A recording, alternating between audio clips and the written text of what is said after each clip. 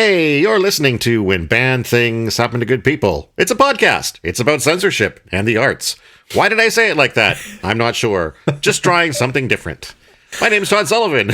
With me is Oren Barter. That's this guy right here. And today we're talking about the 1985 zombie film, Day of the Dead.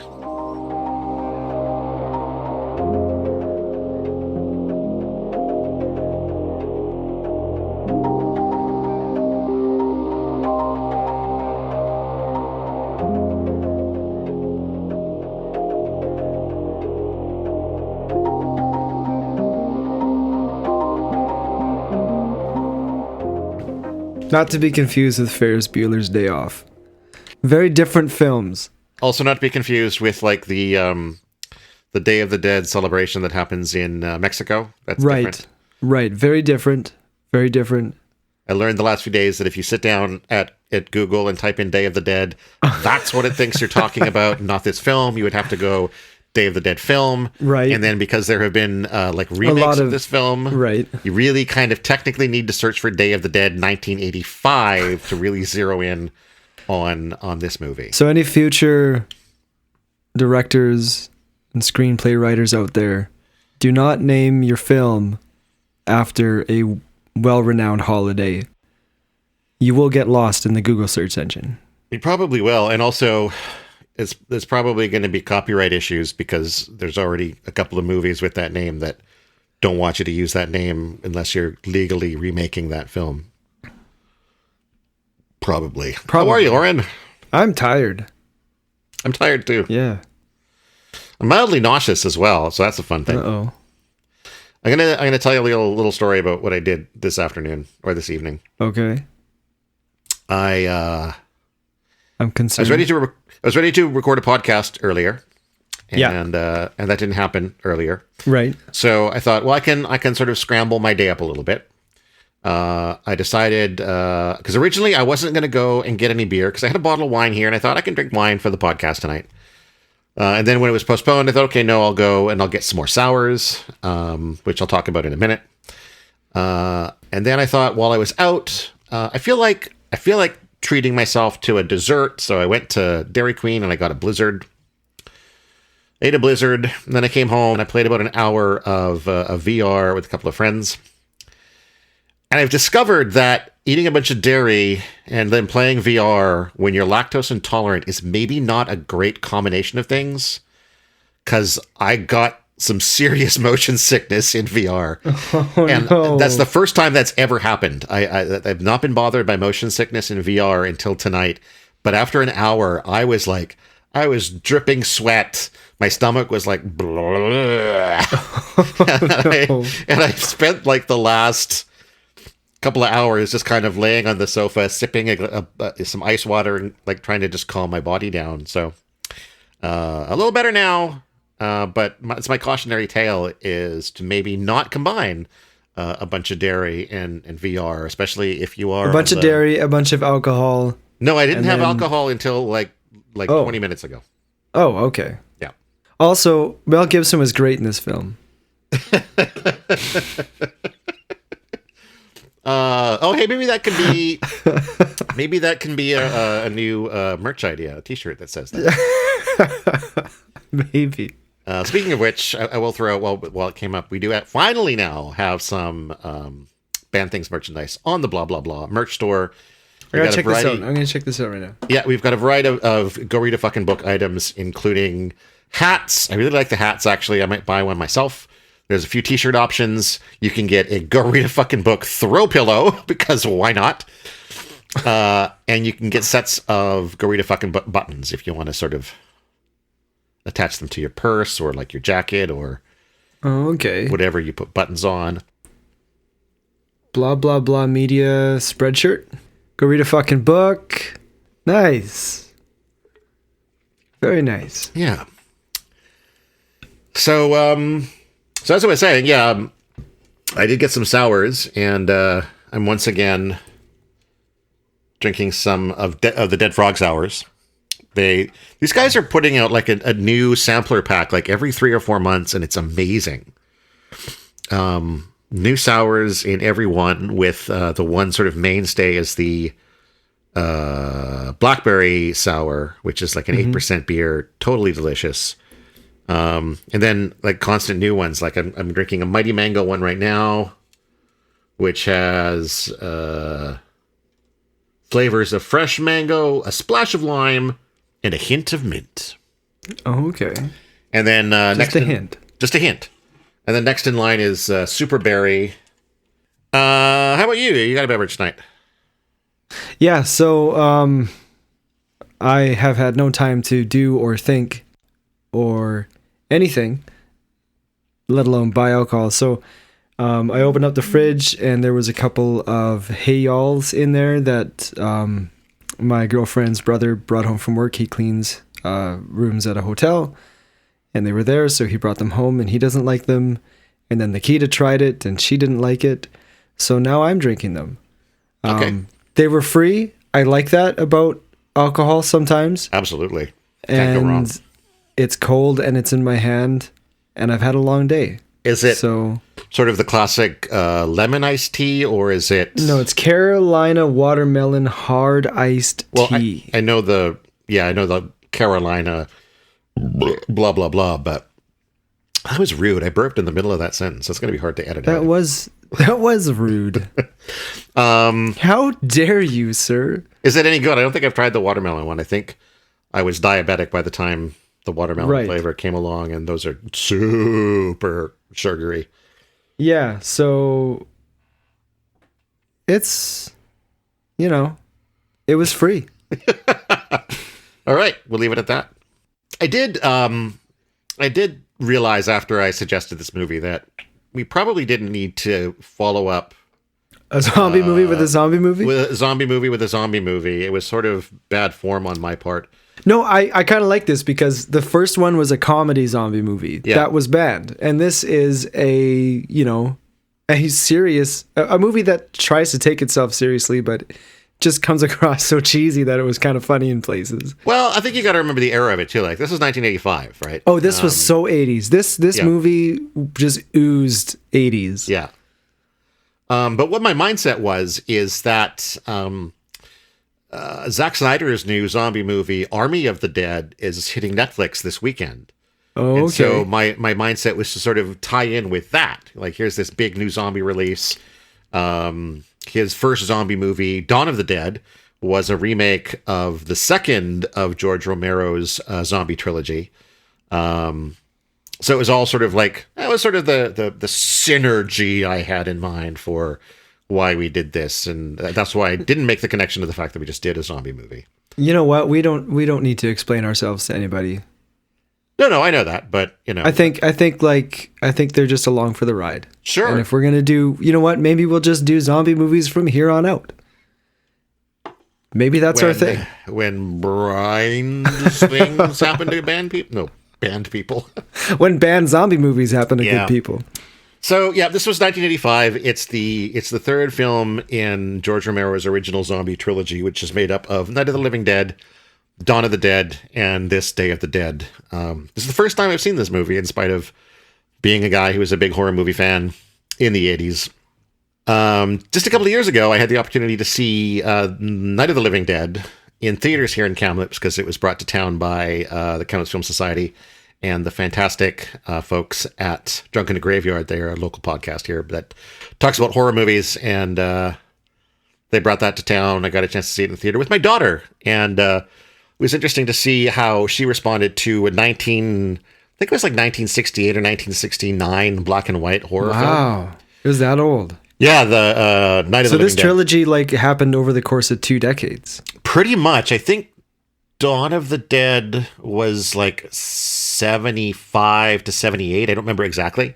And then this is 1985. So, although apparently, from what I read, this was greenlit pretty much right after Dawn of the Dead, but it was part of a 3-picture deal, and he elected to make 2 other films before this, probably just to take a break from the zombie universe. Right. So yeah, it was cool to finally see this. So, I mean, this was a zombie movie in the 60s.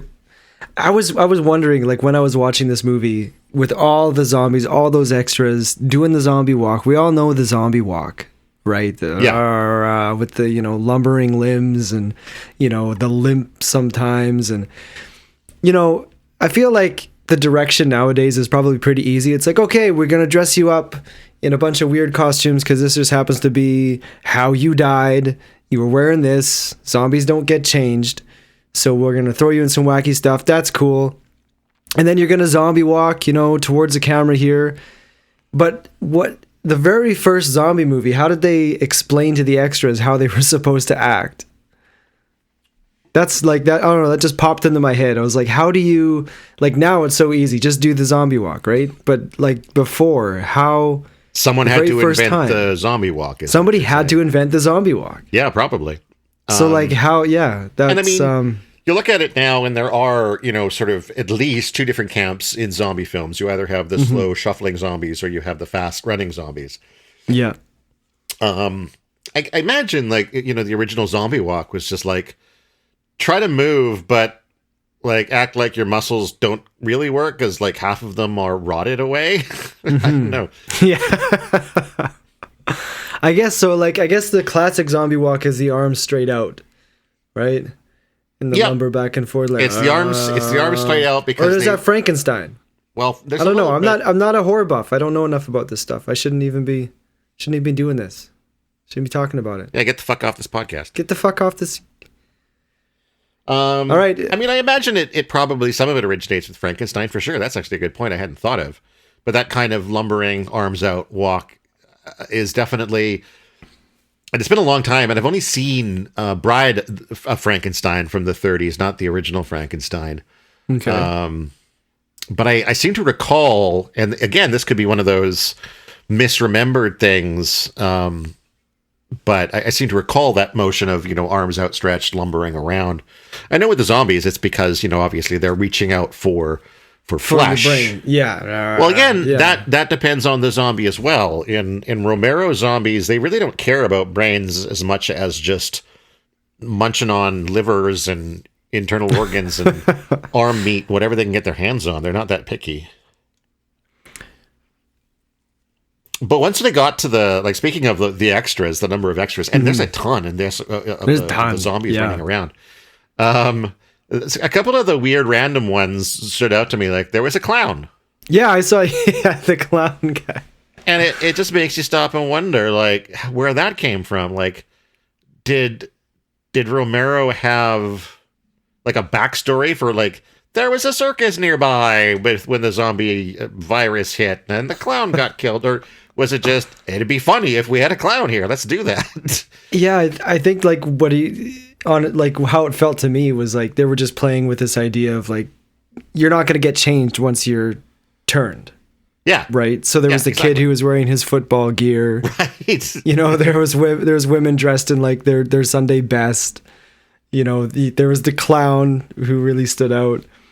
Totally. Yeah, I guess like you would just however it happened to you. I guess you do build a story because like that kid was obviously playing a football game when the stadium was rushed with zombies and then bam, you're a zombie. And I guess also that makes sense. I gotta ask a question though. I gotta ask a question. We're jumping ahead to the clowns, and I just have to ask this question while I'm thinking about it. Sure. How did all these zombies come about with all their limbs when every time they got one of the characters in the movie, they just ripped them apart? But all the zombies were like whole. Well, so I would say that there's some people that didn't get ripped apart. There were some people that just got like chewed on the arm. A lot of people getting their throats chewed out. Mm-hmm. Getting ripped apart seems to be something that happens as the zombie issue escalates. That's something where you're on the ground and you're being hit by 10, 12 zombies at once, and they're not good at sharing. Right.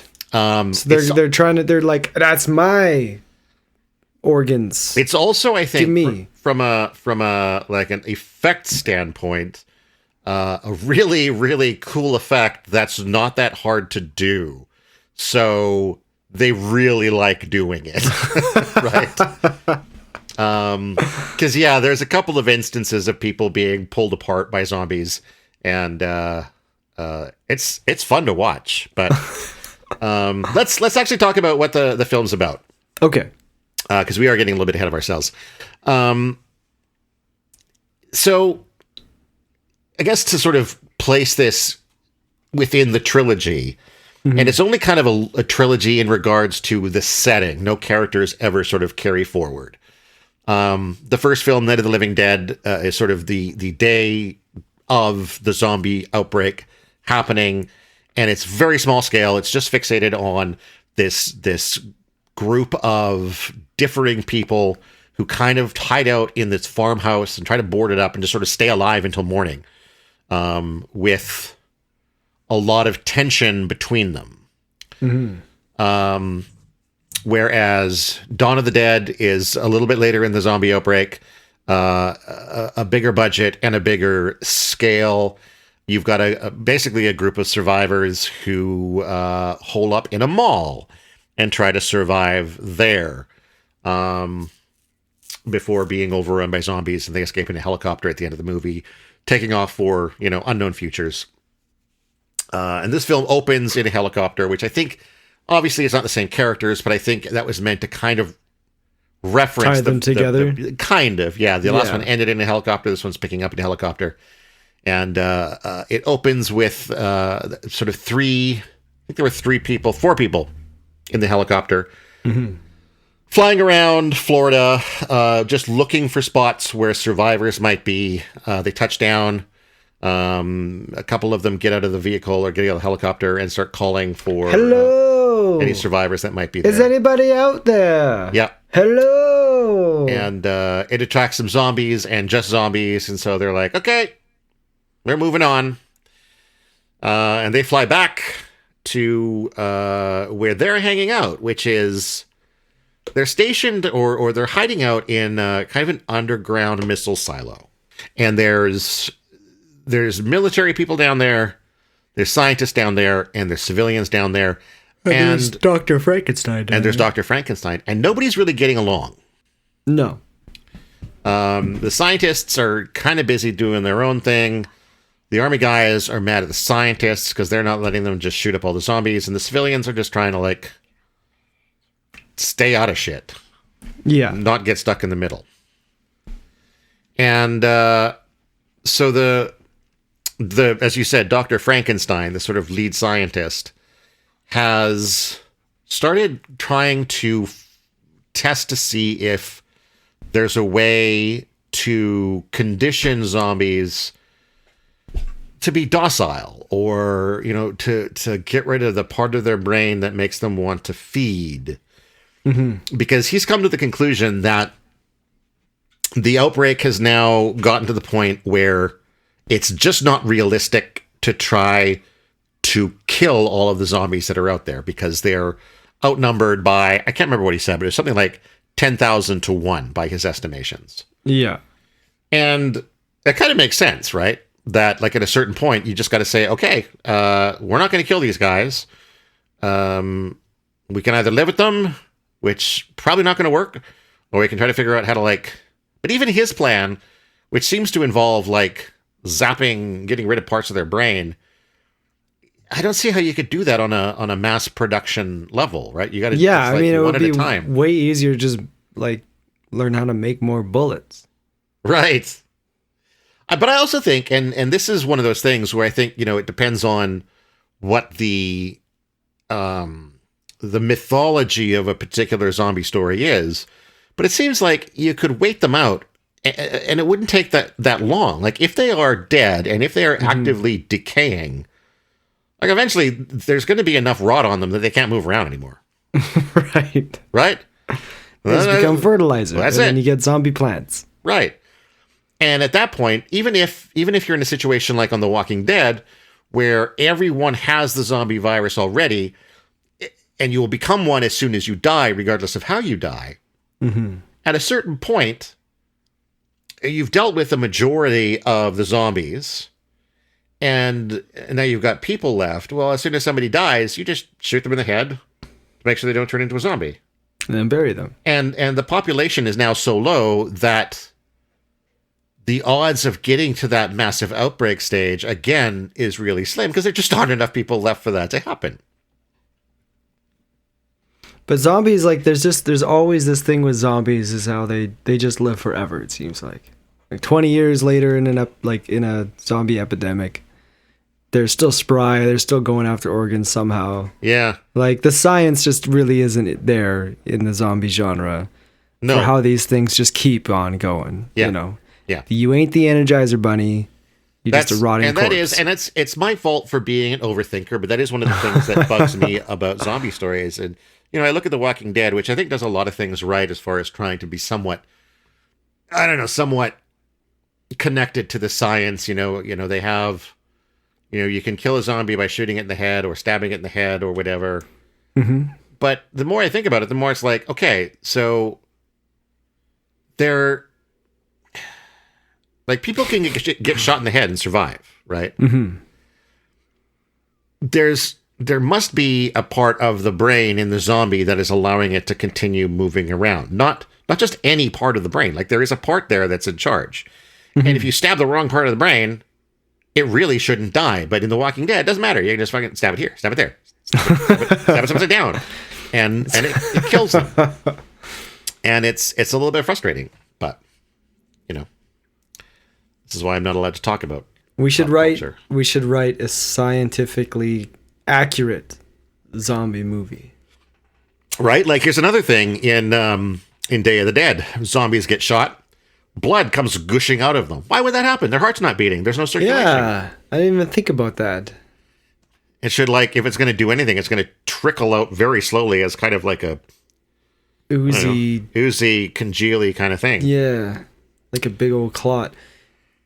So, But Dr. Frankenstein even talked about that in the movie. He's like, none of their organs work. They can still survive. Like, they can still move without any of their organs. Yeah. They don't need a heart. They don't need a liver. They don't need a stomach. He's like, so they're hungry, but they have no means of sustenance. Yeah. It's just a primal urge to eat. exactly. And then, yeah. Which actually reminds me, I'm going to go off on a little bit of a tangent here. Whichever, a Marvel comic called Marvel Zombies. Mm-hmm. And it was set in an alternate Marvel universe where there was a zombie outbreak and whole bunches of Marvel characters became zombies. It kind of eventually went off the rails where, like, the Marvel, like, most of the Marvel heroes had consumed most of the world, and so they started, like, traveling to other dimensions to eat the superheroes in that world. And then I think at one point they managed to fly into space to, like, eat Galactus and then get Galactus's powers. And just, anyway, early on, before it went off the rails, there was this really funny moment where Bruce Banner, the Hulk, was trying... Oh, that's who that is. Trying not to turn into the Hulk. And the Hulk...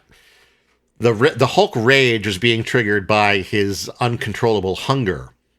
And he had figured out that because he doesn't really have any working organs to, like, process his food, and he had this massive wound in his stomach, that he could reach into his stomach and pull out what he just ate and ate it again and satisfy his hunger and just keep doing that. So gross. Yeah, it's pretty messed up. But I feel like, knowing what we know about even the Romero zombies, that they're driven to eat, that is something that they could do and would work, is they could just pull this stuff out. And anyway, but they're not smart enough to do that. Although, yeah, we do learn that zombies are maybe capable of learning things and maybe capable of operating firearms, accessing memories. Right. Because there's a character in this film named Bub, who is a zombie, that Dr. Frankenstein, that's not actually his name, but I don't have his That's name. What everybody called That's what everybody called him. And he is kind of a crazy, wild-haired, stubbly scientist that is usually covered in blood and a little bit too gleeful about his zombie interactions. And he's quite proud of Bub, who is a zombie that he's able to illustrate has some kind of retention. or some kind of access to memories. Like he offers him these things. He gives him like a toothbrush, a razor, and a book. And a book. Salem's And he's Lot given by him the Stephen toothbrush King. and the razor before. Yeah. But he'd never given him the book. So he wanted to see. Bob picks up the toothbrush and throws it away because obviously he was not, really into oral hygiene. He picks up the razor and kind of scrapes at his face with it.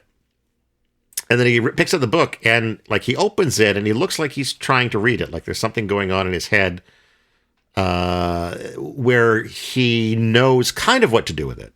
Mm-hmm. Yeah, and then he sees the colonel and he gives him, or he salutes him. Yeah. Or the captain, Captain douchebag. Fuck that guy. Mm-hmm. I mean, also, he wasn't wrong about Dr. Frankenstein being a frickin' weirdo, but also, fuck that guy. Yeah. So he salutes him. He also picks up a gun and remembers how to, like, load it. Mm-hmm. Which does come back at the end of the film. I guess although, to be honest with you, when they pulled those guns off of them, they wouldn't have just left them on the ground like that. They would have took them with them.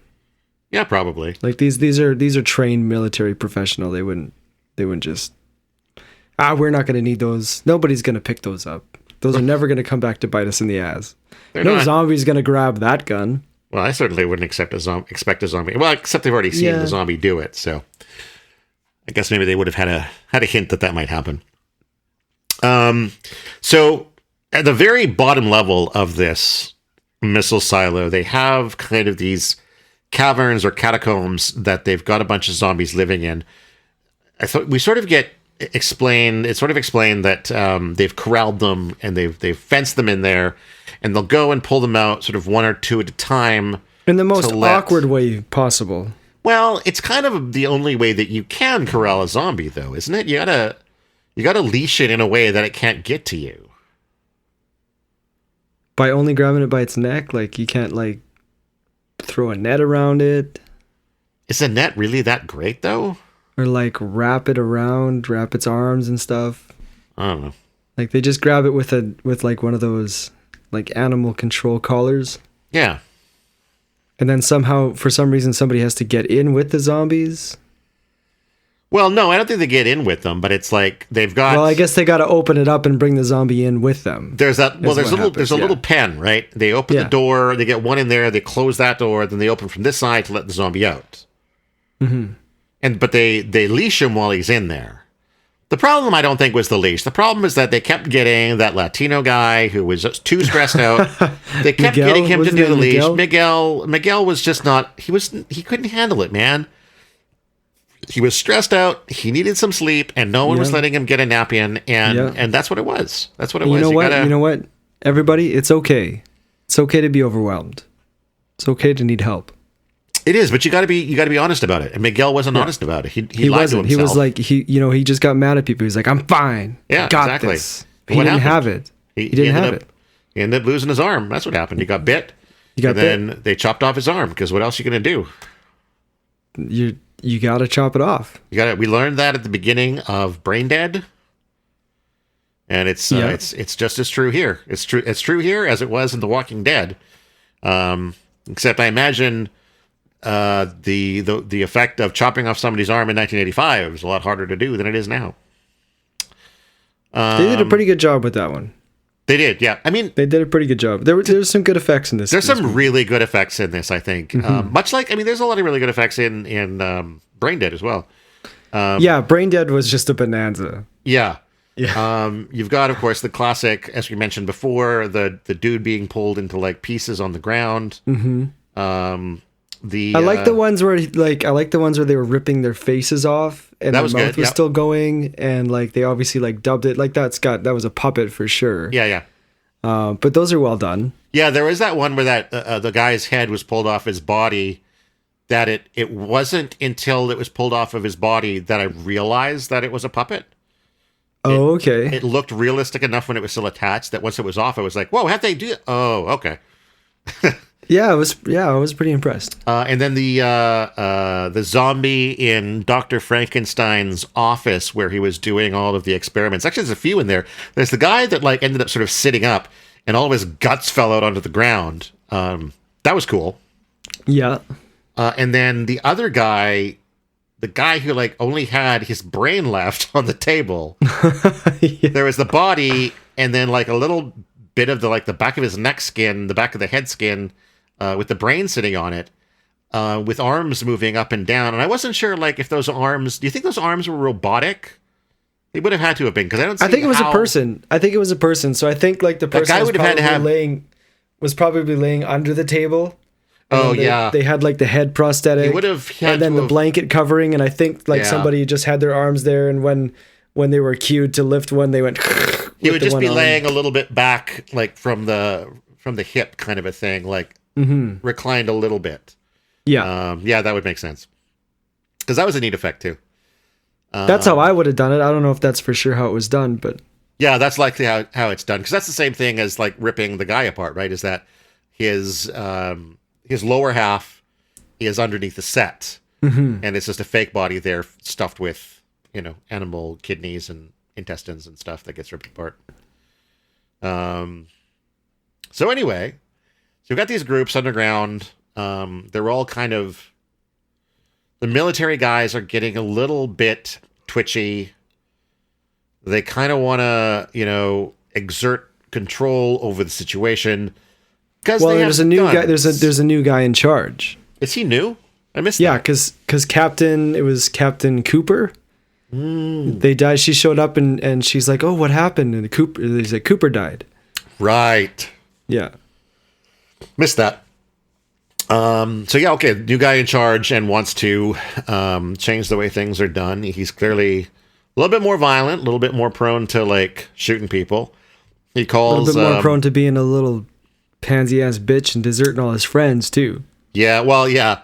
I was going to point out that, the biggest dickhead in the movie is always the one who's like the most selfish too, right? Like, yeah. At the end there, when they're running from the zombies, he gets into his, the little underground drivey, golf cart thing.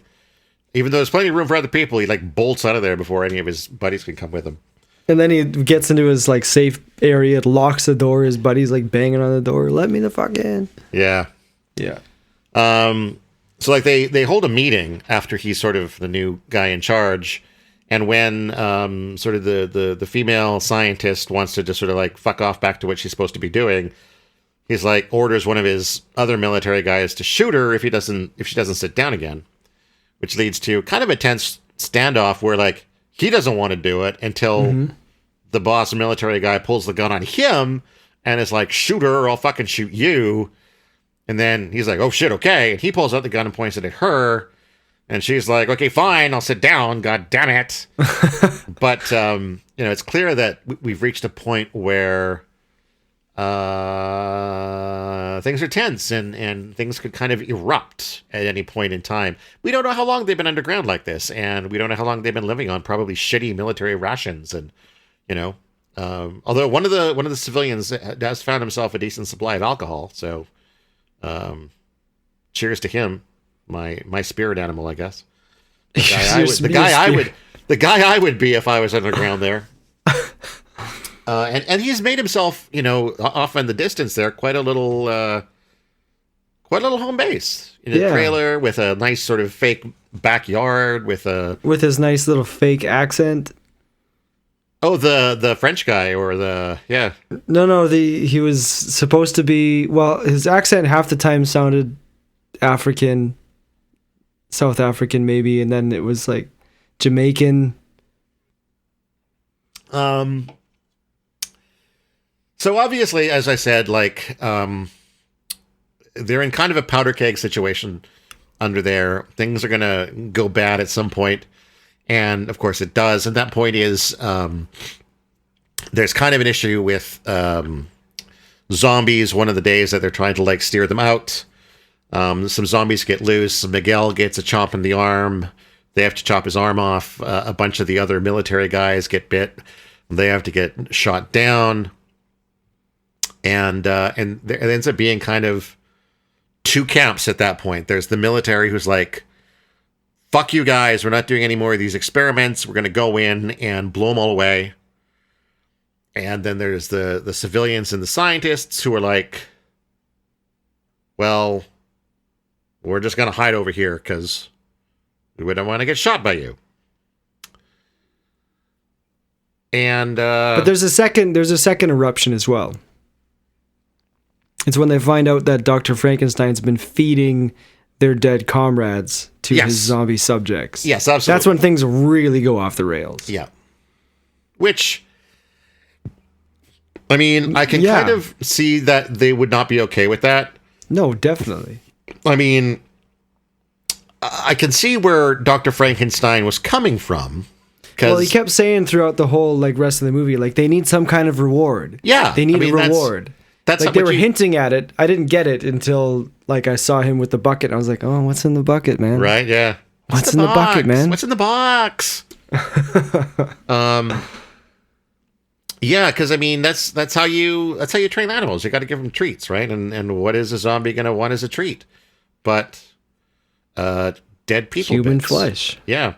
So I think I guess you know what they did hint to that a little bit. I didn't really get it until now that I'm I didn't get it either. I didn't get retroactively. It either. But remember when they were trying to feed the zombie some sort of weird ration? Yeah. And the zombie wouldn't eat it? Yeah. I think that was some foreshadowing that I missed there. Possibly, for sure, yeah. Okay.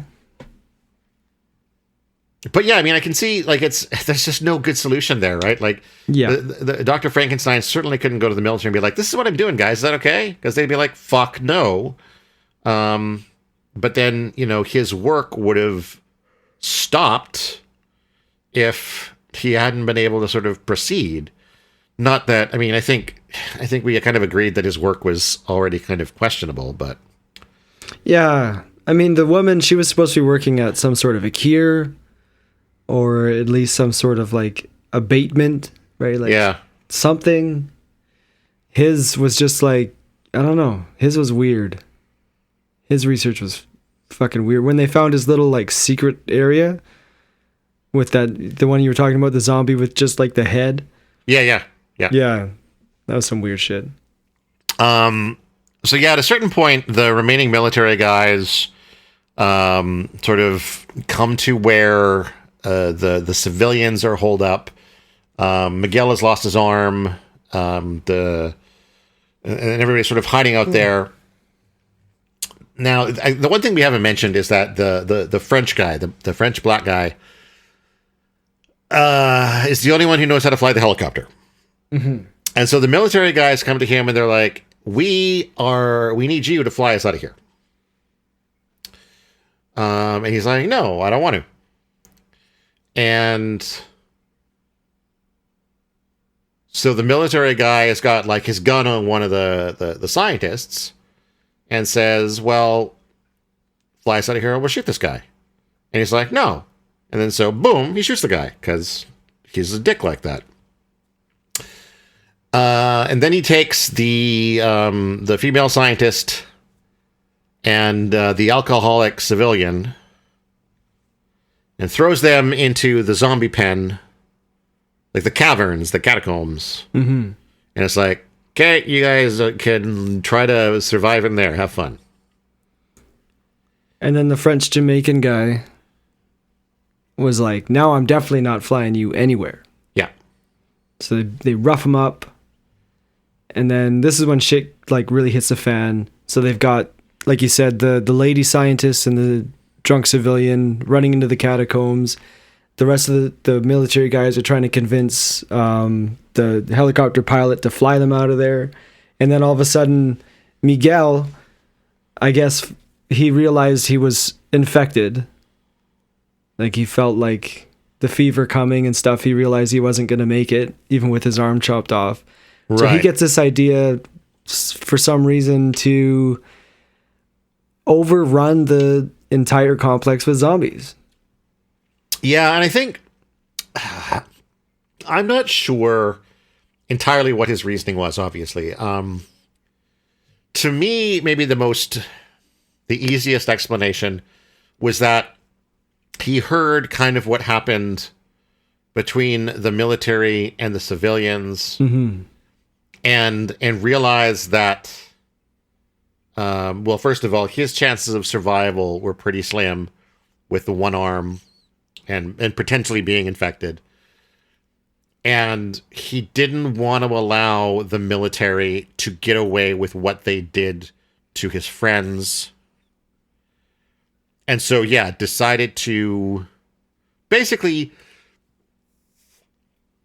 It takes the elevator, I guess, all the way back out to the surface and destroys the controls for the elevator in the process.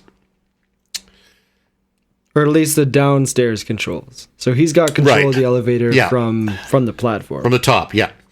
And then he goes and like opens up the gate, lets all the zombies in, and then he goes and lies down on the platform, waits until a bunch of zombies come to him and start like chomping on him.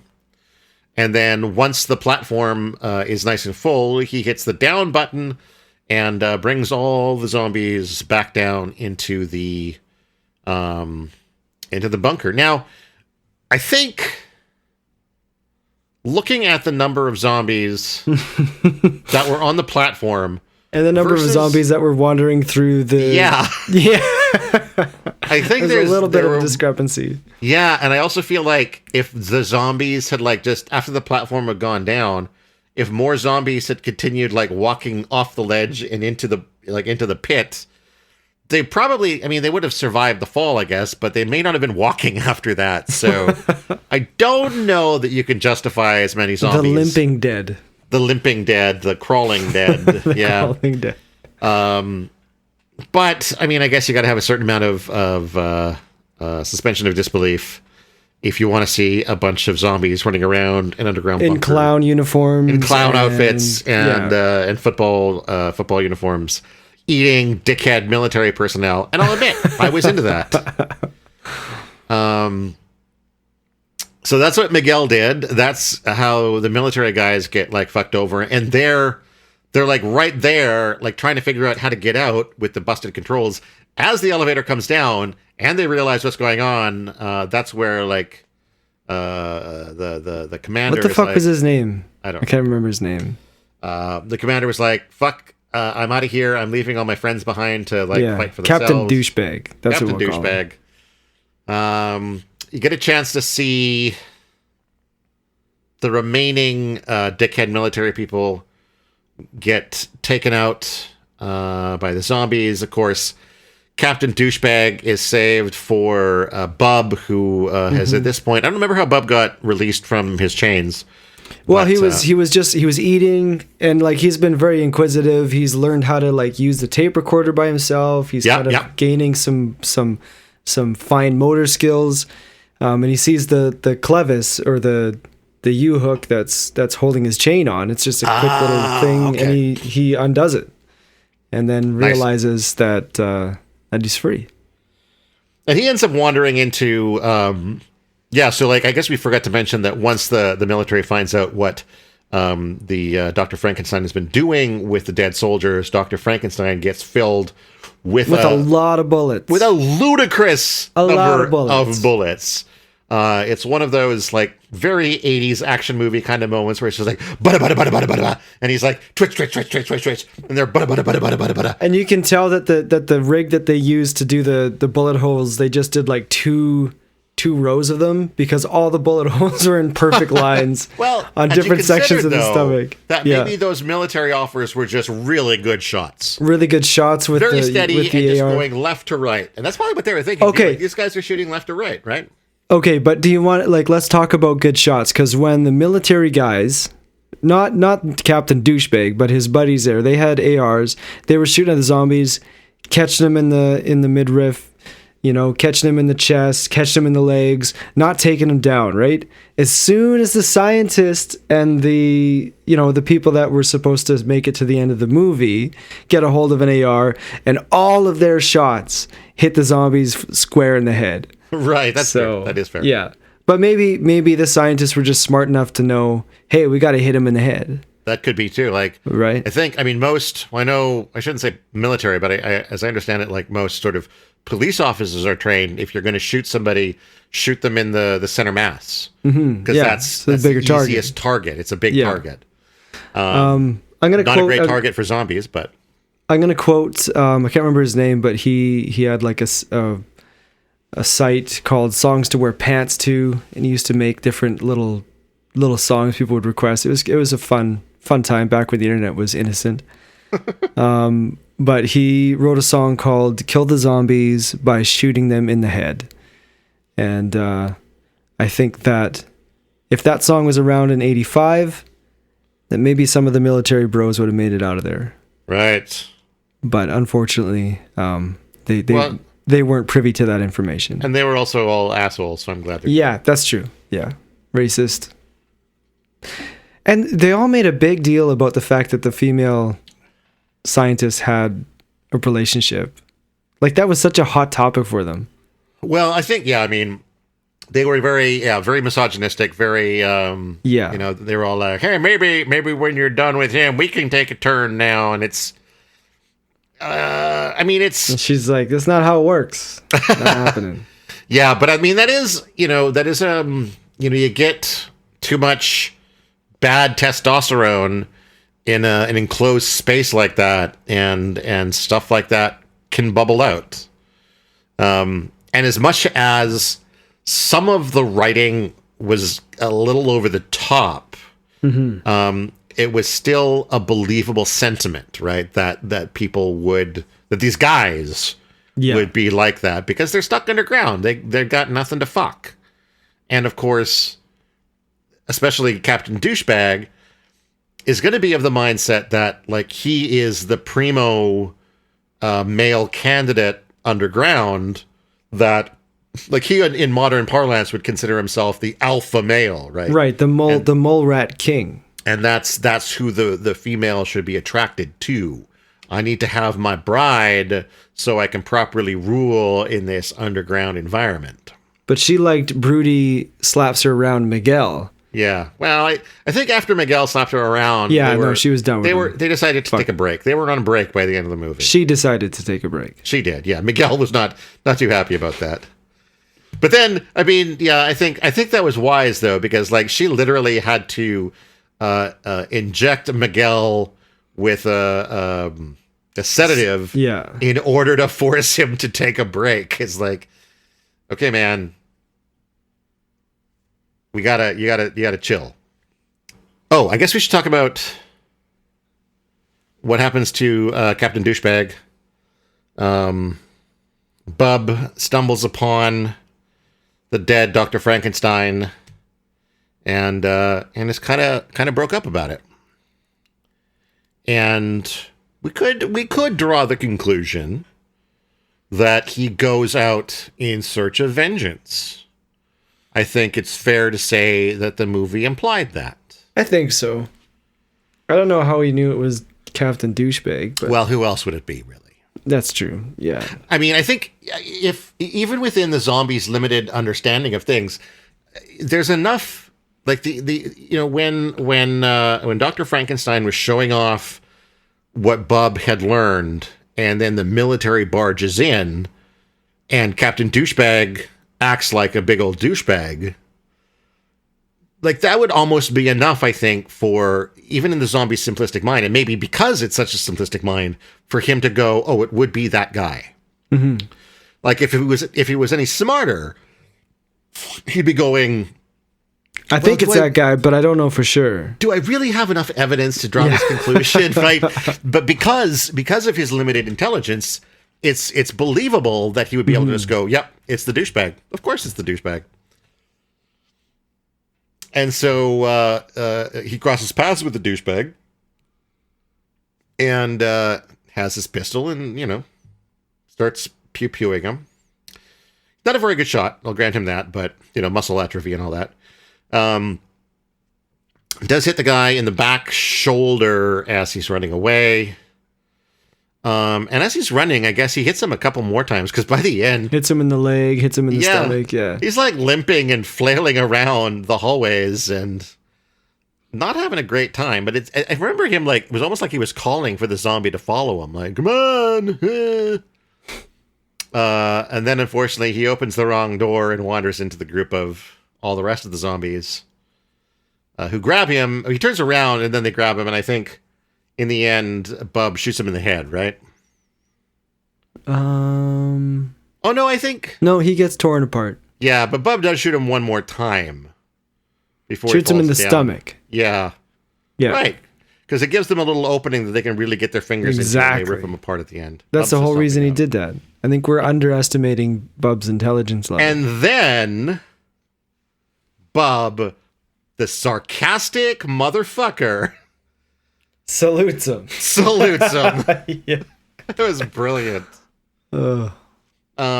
Meanwhile, our lady scientist, Jamaican French guy, alcoholic survivor, have found the other elevator up. It doesn't work, but this one has a ladder, which I guess the other one didn't have. Or it did have, and none of them were smart enough to figure out how to use the ladder. Or they just didn't want to, like, climb that far. Anyway, they found a ladder. I think one was like a cargo ladder and one was a personnel ladder. Yeah. Or per cargo elevator, one was a cargo ladder. Here, box, climb the ladder, please. You got it, bro. So they climb up. Yep. They get a couple of close calls, but they get out of there. They get to the helicopter, or they head to the helicopter, and this was an interesting sort of callback moment where one of them was like, man, I hope they filled the helicopter last night. Because at the beginning of the film, the woman had basically ordered the dudes not to fill the helicopter at the time because the zombies could see them. Which made no sense at all. They already saw you. Just fill up the helicopter. Fill it up. Well, I think her point, though, is that the more they see them outside, the more agitated they become at the gate. And nobody knows, I would say, like, how sturdy the gate is, how long it will last, how much pressure against it before it collapses, kind of a thing. Okay. But also, like, fill your helicopter, man.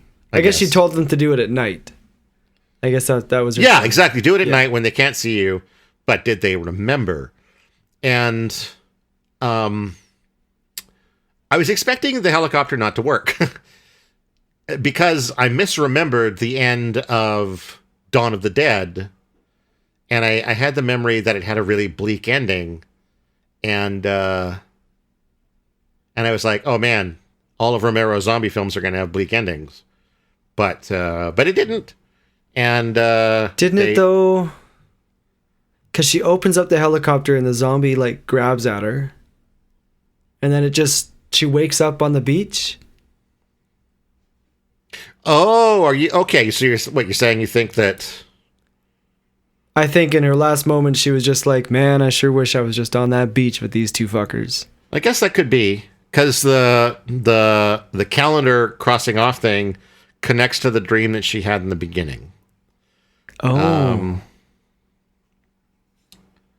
Which I don't know what either of those things meant. Like at the very beginning, we didn't mention this, but before we're introduced to the characters of the helicopter, we see her in this empty room by herself. It's empty except for a calendar on the opposite wall.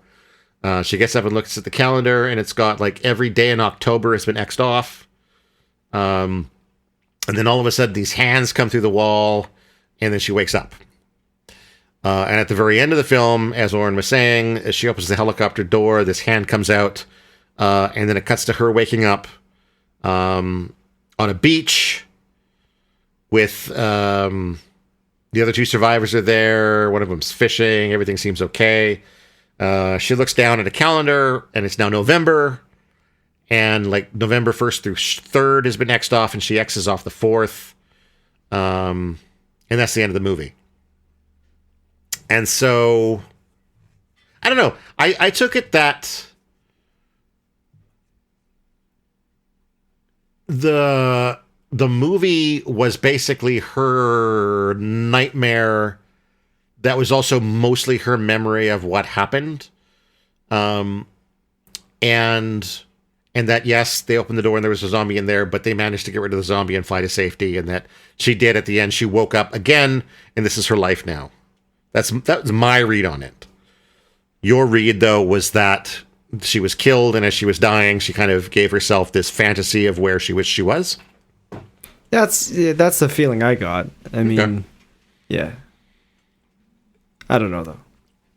I mean, I think either interpretation is valid. There's nothing to me in the way, and I mean, obviously, I think you could study the film and maybe come to a conclusion, but just on a sort of a first watch, I would say there's nothing that indicates a particularly right or wrong way to interpret it. So, I guess I just prefer. What do you guys think? Yeah, what do you guys think? Let us know. If we're tell us who's wrong. Write us an email with the subject line, "Todd, you're fucking wrong," or "Oren, you're fucking wrong." No, don't do that one. Don't do that one. Don't do that one? Okay. All right. The other one. Do whatever you want. And that was a movie. I really enjoyed it. Yeah, it was pretty good. I was surprised. I don't know why I said it like that. Yeah, it was pretty good. I kind of thought it was good. I'm gonna stop talking like this. Between this and Dawn of the Dead, I think there's a certain like blue, green, gray look that Romero zombies have. Mm-hmm. That's not quite. And again, it's 1985. So effects are not what they are now, and there's just something about the coloration of the zombies that doesn't look quite natural, and maybe that's the point, because I guess when you get right down to it, zombies aren't natural. Mm-hmm. But it's just something I notice when I watch these movies, is the coloring of the skin on them. That's just like, okay, that's a particular look. That's a choice. But yeah, I liked it a lot. And it's worth noting that this was Romero's favorite of his zombie trilogy. It was also supposed to be a lot longer. When he came up with the idea originally, he wanted to make what he called the Gone with the Wind of zombie films. What? But yeah, he wanted to make it an epic. He wanted to make it a sort of a big sprawling thing. The problem was he didn't want to be constrained to a rating either. He didn't want to have to make an R-rated movie. Right. So as the budget shrunk, his scope had to shrink as well. Mm-hmm. What started as, I think, a 200-page script, which is like 200 pages of script, generally equates to a 3-hour and 20-minute film. So that's where you get your Gone with the Wind of zombie movies. Ended up getting cut down until you had this. It was released unrated and was banned, which we didn't mention yet, in Ontario and the Maritimes. It was they cut 4 minutes to get an R rating at the time. And then in 2008, it was resubmitted to the Ontario Film Review Board, and it was given an R rating. And the 100-minute version or 101-minute version has also now been granted an R rating in the Maritimes. So thank you, Ontario and the Maritimes, for finally unclenching your ass a little bit. I don't know. I've seen a lot of zombie movies, and a zombie movie just 2 weeks ago, and I don't know. There's nothing in this that stands out as. I mean, some of the pulling apart stuff is really gross, I guess, but like, I don't know. Maybe I'm just maybe I'm desensitized. Maybe I've been watching horror since I was like 10 years old, so who knows? What do you think? Was there anything in this that you thought like, oh, my eyes? No, not really. No? No, I can't say there was really anything in this movie that was overly shocking. If anything, it would be Captain Douchebag's misogyny that was the worst. Yeah, I think that was probably, or the his right-hand man's racial slurs towards Miguel. Yeah. I don't think that would fly in a movie nowadays. No, that's true. I was trying to think. There was something he said that. Oh no! It was when he called the Jamaican French guy. He called him a jungle bunny. Mm-hmm. That was like, whoa, hello, welcome to a level of racism that we don't get to see much of anymore. I don't know. Yeah, I think I give this 3.5 saluting zombies out of 5. I would agree. I would absolutely agree with that ranking. I think this is the first time we've agreed on a ranking. Maybe. Yeah. I'm glad that at 47 years old, I have finally now seen all 3 of the original George Romero zombie films. I'm embarrassed that it's taken me this long to do it, but... Well, I'm glad at 32 and like 90% because I'm turning 33 in a month. Ooh, nice. That I've watched the first of the trilogy of zombie films. You should definitely check out... Definitely check out. Watch them in reverse order. Yeah, well, okay. Yeah, that might be the best way to do it, because I would definitely recommend Night of the Living Dead. Night of the Living Dead is great. And I think maybe part of the reason it holds up as well as it does is because it's black and white. And so you don't, like for example, what I was saying about the coloring of the zombies in these films, you don't get that. You don't get to see like weird discolorations because it's black and white. And also, it does have a fucking bleak as hell ending. So... that's been our podcast.